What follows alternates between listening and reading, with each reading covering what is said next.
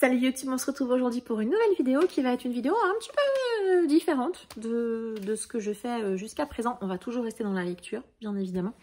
Je vais vous faire un flip-through de mon carnet de lecture 2023.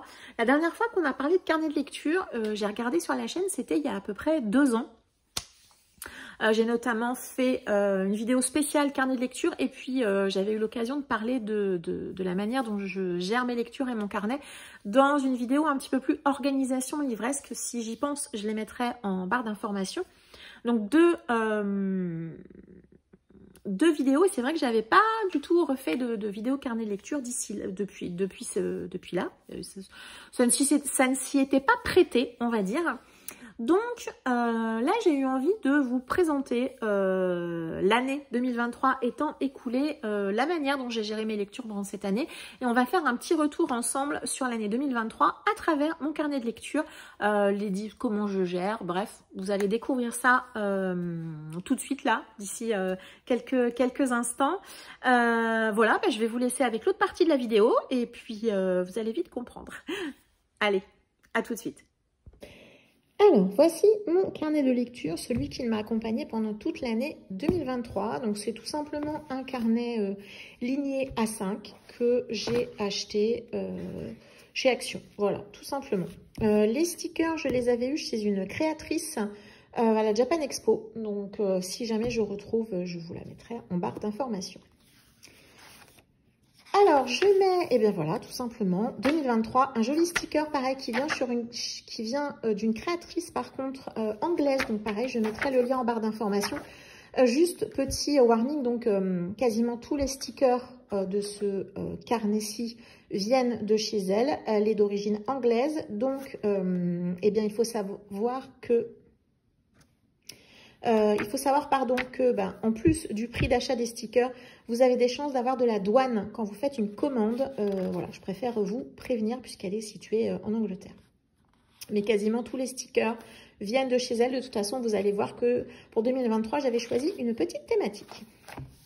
Alors, on démarre comme vous l'avez vu, si jamais vous avez vu mes précédentes vidéos sur les carnets, je fais toujours d'abord un point sur les sagas au début de l'année. Donc, 2022, je mets les sagas que je suis et puis en face, simplement les nombres de tomes. Quand je lis les tomes, je les stabilote. Alors, moi, j'ai un code couleur dans mon carnet.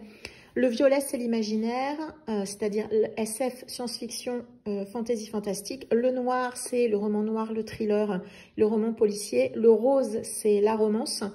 Le orange, c'est le contemporain, l'historique, en gros, tout ce qui se passe dans la réalité. Et le bleu, c'est le graphique. Voilà. Ici, je ne traite que les sagas de romans. Je ne m'occupe pas du tout des sagas de graphique. Donc, quand j'abandonne, je barre. Voilà. Et quand j'ai terminé une saga, je colorie l'intitulé de la saga dans la même couleur que mon fameux code couleur. Voilà. Donc, pour 2023, j'avais donc 23 séries en cours au début de l'année. J'en ai terminé 6, j'en ai abandonné 3. Voilà, vous l'avez vu dans mon bilan de l'année. Donc ça, c'est ma page 2023 que j'ai donc réalimentée tout au long de l'année, toujours avec mon fameux code couleur. Vous voyez que là, je m'étais trompée de couleur au début, plus que j'avais mis, mais ça n'allait pas. Voilà, 15 séries commencées, 10 séries terminées, une série abandonnée. Franchement, je l'ai déjà dit dans ma vidéo, mais je suis plutôt contente de la manière dont j'ai géré mes sagas tout au long de l'année 2023. La page d'après, j'avais reporté les reliques que vous m'aviez choisi à lire en 2023. Alors, bon, malheureusement, j'en ai quand même lu quelques-unes. J'ai eu de très bonnes surprises avec Beignet de tomate verte qui a été un joli coup de cœur. J'en ai pas lu assez, vraiment, vous allez le voir. Donc là, j'en ai lu 6 sur 27 et j'en ai abandonné une, voilà. Donc bon, je suis quand même contente d'en avoir lu 6 parce que est-ce que sans que vous les ayez choisis, pardon, je suis pas certaine que je les aurais sortis, notamment Ne tirez pas sur l'oiseau moqueur et Beignet de tomate verte. Mais c'est clairement pas assez, mais je suis quand même contente d'avoir fait ça pour l'année passée. Et donc, toujours les petits stickers, je crois que c'est Bing Bethany Rose de mémoire. Et donc, eh bien voilà, je démarre, je fais une petite page pour le mois. Et ensuite, j'ai simplement une page lecture où je liste tout simplement le titre, le nom de l'auteur et le nombre de pages. Je mets donc toujours les petits points en fonction, comme je disais, de mon petit code couleur. Et puis à la fin du mois, je comptabilise le nombre de romans lus, le nombre de graphiques lus. Je mets le nombre de pages et je mets l'état des lieux de ma palle ainsi qu'au crayon de papier, si elle a baissé ou si elle a diminué. Alors généralement, si elle est en rouge, c'est qu'elle a monté. Si je la mets en vert, c'est qu'elle a diminué par rapport au mois précédent. Elle est plus souvent en rouge, hein, donc voilà. Sur janvier, pas grand chose à dire. Ensuite, je mets une page book haul. Sur janvier, j'avais acheté 23 titres. C'était quand même bon. C'était moins que d'autres mois, mais bon, c'est encore quand même beaucoup. Et j'utilise toujours le même code couleur. Vous voyez, au début de chaque titre, il y a un petit carré. Donc, si je le lis, ben voilà. Là, par exemple, Anti-Lune de miel, je l'avais lu. C'est une romance, donc je l'ai colorié en rose. Si je mets une croix, c'est soit un titre que j'ai abandonné ou un titre que j'ai unhaulé, tout simplement. En janvier, c'était un mois spécial PLIB, parce que l'année dernière, on avait la chance d'avoir encore le PLIB. Donc l'année dernière, je n'avais lu que 4 titres. C'était pas assez, je m'étais fait embarquer dans d'autres lectures communes, mais j'en avais quand même lu 4, c'était quand même pas mal. Ça, c'est un sticker qui ne vient pas de Bethany, mais je ne sais plus d'où il vient, probablement Amazon. Je ne sais plus, puisque j'ai pas mal de stickers que j'ai achetés sur différentes chaînes, chez différents créateurs, donc je ne sais plus trop, mais quand je mets des stickers, vous voyez, pour le mois de janvier, j'avais choisi le bleu, donc j'essaie que ça soit quand même un petit peu harmonieux. Ensuite, on passe au mois de février. Un mois de février qui avait été plutôt productif puisque j'avais lu 11 romans, 6 graphiques. La palle avait encore monté. Mais j'avais quand même beaucoup lu. Alors, il n'y a pas toujours beaucoup de variété. Il y a beaucoup de violet quand même hein, dans mes lectures. Le book haul, voilà. J'avais acheté 28 livres, je crois. 22 livres. L'année dernière, février, comme cette année, en 2024, c'était le petit mois petite lecture. Et j'avais lu 7 titres. Voilà, c'était quand même... Alors, sur combien de titres au total? Sur 11 romans, j'en avais lu 7 qui rentraient dans le challenge. Donc, c'est plutôt pas mal. Généralement, le reste, c'est souvent des lectures communes. Voilà, qui ne rentrent pas dans le cadre du challenge du mois, on va dire. Mais voilà, toujours un petit sticker. Mars, et oui, on était dans le vert cette fois-ci. Donc, mars, c'était, je suppose, de mémoire, mars au féminin. 9 romans, 4 graphiques. La palle a continué à monter. Hop là, on est sur 23 titres en mars. Vous voyez que janvier, février, mars, j'avais réussi à me tenir. Mars au féminin, l'année dernière, j'avais lu 8 titres, des bonnes lectures et puis des déceptions quand même. C'était pas mal, 8 titres, franchement, c'était pas mal. Je m'étais fait une page spéciale PLIB puisque l'année dernière... J'avais fait partie du jury du PLIB adulte. Donc, en début d'année, j'avais fait...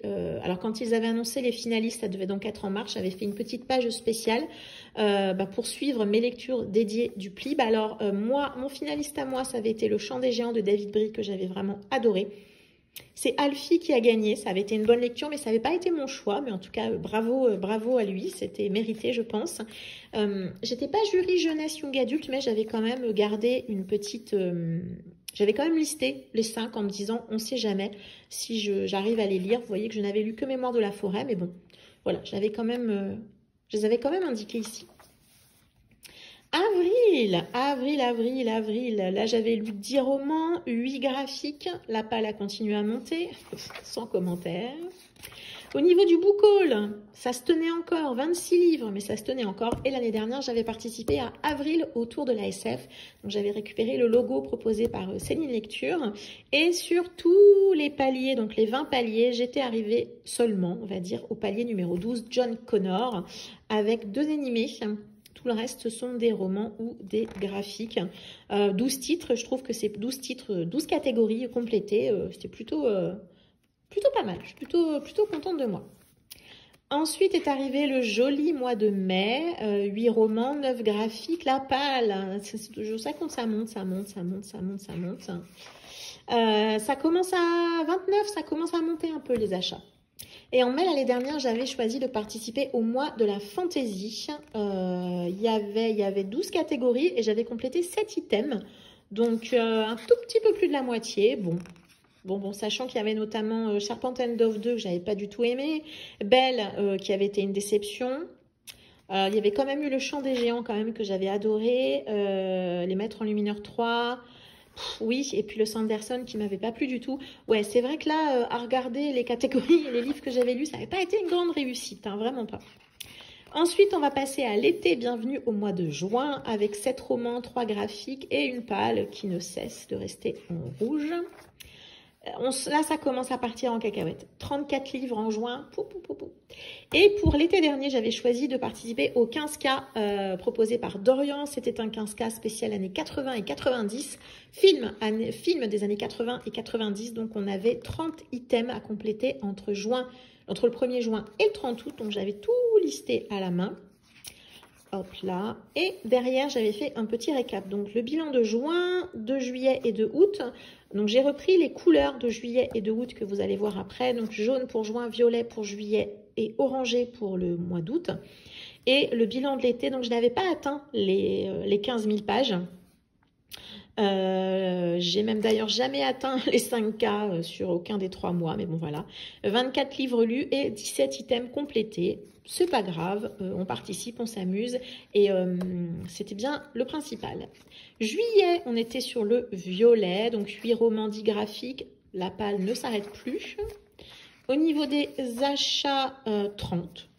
Ça se maintient, ça se maintient. Le mois d'août, 8 romans, 6 graphiques et une pâle qui passe en vert. J'avais dû faire un peu de unhaul, je pense, sur l'été, puisque j'avais 33 livres achetés, donc je pense que j'avais dû faire du unhaul à mon avis, voilà. Ensuite est arrivé le mois de septembre. Septembre, 7 romans, 8 graphiques et là la pâle est repartie à la hausse. Septembre, ah oui, 37 livres achetés. Et en septembre, j'avais démarré mon Bookopoly que j'ai pris beaucoup de plaisir à faire l'année dernière. Je ne l'ai pas ressorti encore au moment où je fais cette vidéo, mais peut-être que ça reviendra si l'envie m'en prend. Je me suis vraiment amusée à faire ce plateau de Monopoly et puis à suivre mes petits items personnels. Vous voyez que même en mettant des items perso, j'arrive quand même à ne pas tous les compléter, mais c'est pas très grave. Octobre, je suis absolument fan de ce petit sticker. Je le trouve absolument superbe. Je l'adore. Donc, octobre, j'avais vraiment pas mal lu 11 romans, 10 graphiques. Franchement, c'est un mois très prolifique, on va dire. La pâle, on n'en parle plus, parce que ça vaut le coup. 29 livres achetés, tout va bien. Donc, mon Bookopoly était revenu au mois d'octobre. Et j'avais participé au Scary Spooky Challenge de Céline Lecture et j'avais cette fois-ci complété tous les items avec 2 animés et tout le reste des graphiques et des romans. Ça avait été vraiment un excellent mois d'octobre. J'avais pris beaucoup de plaisir à faire ce challenge. Novembre, 7 romans, 4 graphiques et une pâle qui a baissé. Et oui, deuxième fois dans l'année où la pâle a baissé. Ça arrive parfois. 37 livres, mon Dieu. Et j'avais donc participé au bingo 5K proposé par Dorian qui avait été un magnifique fail de ma part. Ça n'a pas été une grande réussite. Vous voyez, en termes de nombre de pages, c'est le mois de novembre, c'est je crois le mois où j'ai le moins lu de l'année dernière, si je ne me trompe pas. Sur le bingo, j'ai quand même réussi à compléter 2 lignes. Donc vous voyez que j'ai toujours complété les titres lus en conservant toujours mon fameux code couleur. Donc thriller... ça c'était un true crime, fantasy, plutôt fantastique et puis contemporain. Mais c'était le bingo, c'était plutôt sympa. Et on va terminer l'année avec le mois de décembre. Donc 7 romans, j'ai eu très peu de graphiques en décembre, c'est fou. Et là la pâle a vraiment énormément baissé puisqu'elle a baissé de 97 titres entre ceux que j'ai lus.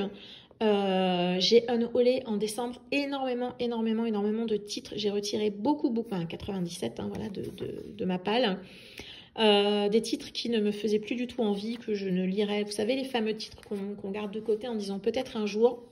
Voilà, j'ai pris la décision, j'en ai retiré vraiment. J'ai une pile à lire énorme, donc ils m'ont pas manqué. Je pense qu'ils ne me manqueront pas. Et en plus, en décembre, je n'avais acheté que 19 titres. Donc franchement, entre le unhaul et le peu d'achats, j'avais quand même fait une très belle descente de ma pâle. J'en étais plutôt contente. En décembre, j'avais fait un petit Bookopoly en plus, plutôt orienté fin de saga. J'avais quand même eu l'intégrale de Prince Captif. Voilà, j'ai encore réussi à pas tout compléter. Vraiment, je suis absolument formidable. Et puis, je termine mon carnet par le fameux bilan. Alors, je ne vais pas revenir sur le bilan puisque je vous l'ai présenté dans la vidéo bilan, justement. Donc, je pense que ça n'a pas grand intérêt. Une année 2023. Cette année, c'est la première fois que je fais ce type de graphique. C'était plutôt sympa. Si vous avez vraiment envie de regarder le détail, je vous invite à aller voir la vidéo bilan. Si je peux, si j'y pense, je mettrai peut-être, hop là, dans le petit i par ici, le lien vers cette vidéo. Mais une année intéressante, et puis on verra l'année prochaine, hein, si au niveau des graphes, on est toujours sur le même type de statistiques. Et puis, j'en profite juste rapidement pour vous montrer que de l'autre côté de mon carnet, je suis une grande malade. Oui, oui, effectivement, puisque en tout début d'année, donc au 31 décembre 2022, je note dans mon carnet trié par année la totalité de ma pile à lire. Donc je ne vais pas vous faire page par page, hein. Et puis au fur et à mesure de l'année, eh bien, je vais colorier les carrés quand je lis les romans, toujours avec mon fameux code couleur, ou je mets une petite croix quand je l'ai abandonné ou que je l'ai unhaulé. Voilà, je ne vais pas tout vous remontrer, mais voilà, je fais ça toujours en début d'année. Alors oui, ça m'amuse de faire ça. Je trouve que ça a un côté hyper satisfaisant après quand je vois les cases se colorier, les pages se remplir. Voilà, ça n'a aucune utilité en vrai, si ce n'est que moi, eh bien... ça m'amuse beaucoup et ça me fait plutôt plaisir de faire ça. Alors oui, je ne vais pas vous mentir que noter plus de quasiment 2000 livres dans la palle et les noter à la main, ça prend un peu de temps. Et ben voilà, la présentation de mon carnet est maintenant terminée. Vous avez donc vu un petit tour de mon carnet de lecture 2023. Vous avez vu que moi, je n'écris pas la totalité de mes chroniques dans le carnet. Parce que ça ne m'intéresse pas, moi, simplement de le faire, parce que je sais que je ne reviendrai jamais pour relire des chroniques que j'ai faites. Les chroniques, elles sont existantes sur ma chaîne YouTube, elles sont également existantes tôt ou tard sur mon compte Instagram, plutôt tard que tôt d'ailleurs, mais bref. Et puis, voilà, je préfère... voilà, j'ai pas particulièrement envie d'écrire ces chroniques dans un carnet. Moi, mon carnet de lecture, il me sert vraiment à lister plutôt que à noter les chroniques. Et puis vous avez vu de la même manière, il n'y a pas de fanfreluche particulière, il y a surtout des stickers, de la couleur, des choses comme ça, parce que je ne sais pas du tout dessiner, donc ça serait, je pense, pas très réussi. Et puis je veux surtout quelque chose, j'allais dire qui me ressemble, donc quelque chose d'assez, alors je dirais pas efficace, mais... si, d'un côté efficace par rapport à la manière dont moi j'utilise quelque chose qui me correspond, d'assez simple. Voilà, il n'y a pas de chichi particulier, mais ça fait maintenant 2-3 ans, je crois, que je fonctionne avec ce type d'organisation et ça me convient plutôt pas mal. Donc j'espère que cette petite vidéo un petit peu différente de ce que j'ai fait précédemment vous a plu. J'espère que ça n'a pas trop bougé parce que... j'ai fait un peu avec les moyens du bord. N'hésitez pas à m'indiquer en commentaire si cette vidéo vous a plu, si vous avez appris des choses, si je vous ai donné envie de faire certaines choses dans vos carnets à vous. Comment est-ce que vous fonctionnez au niveau de votre carnet de lecture? Est-ce que vous en avez un déjà, un en papier, un en numérique? Bref. N'hésitez pas à me faire un retour par rapport à la manière dont vous fonctionnez. Je suis ravie d'avoir partagé ce carnet avec vous. En tout cas, je vous souhaite une très agréable journée. Je vous remercie d'avoir regardé cette vidéo jusqu'ici et je vous dis à très bientôt. Ciao!